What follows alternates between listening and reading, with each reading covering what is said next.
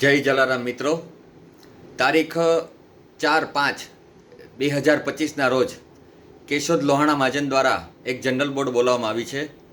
જે જનરલ બોર્ડના એજન્ડા છે બંધારણ માટેના, જે બંધારણ બનવા જઈ રહ્યું છે.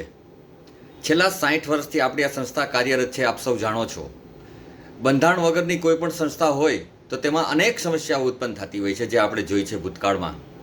તો તે સમસ્યાના નિવારણનો એક જ રસ્તો છે બંધારણ. જે ઘણા સમયથી આ કેશોદ લોહાણા મહાજનની માંગ હતી કે ભાઈ આપણી સંસ્થાનું એક સારું એવું બંધારણ બને, અને જે બંધારણમાં જોગવાઈઓ હોય ને તે બંધારણના જોગવાઈ મુજબ જ્ઞાતિની એકતાનો વિકાસ થાય, જ્ઞાતિનો વિકાસ થાય, અને જે જ્ઞાતિમાં રહેલા તમામ જ્ઞાતિજનોનો એક ઓપોર્ચ્યુનિટી મળે, તે માટેની જે આ સરાહનીય પ્રયાસ થવા જઈ રહ્યો છે.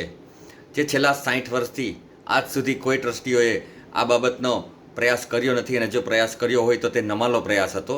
પરંતુ જે આ અત્યારના હાલના ટ્રસ્ટીઓ છે તેમણે એક મક્કમ મને જે આ પ્રયાસ કરવા જઈ રહ્યા છે, તે પ્રયાસને આપણે સૌ રઘુવંશી પરિવારોએ બિરદાવવા જોઈએ, અને સાથે સાથે તેમને સમર્થન પણ આપવું જોઈએ અને સહકાર પણ આપવો જોઈએ.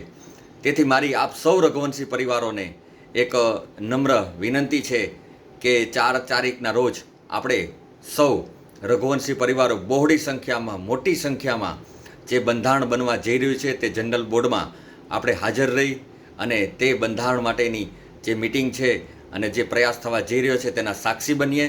તેથી આપણે સૌ જ્ઞાતિજનો તારીખ 4ના રોજ આપણે સૌ લોહાણા મહાજનવાડીએ એકઠા થઈ અને આમાં સહકાર આપીએ.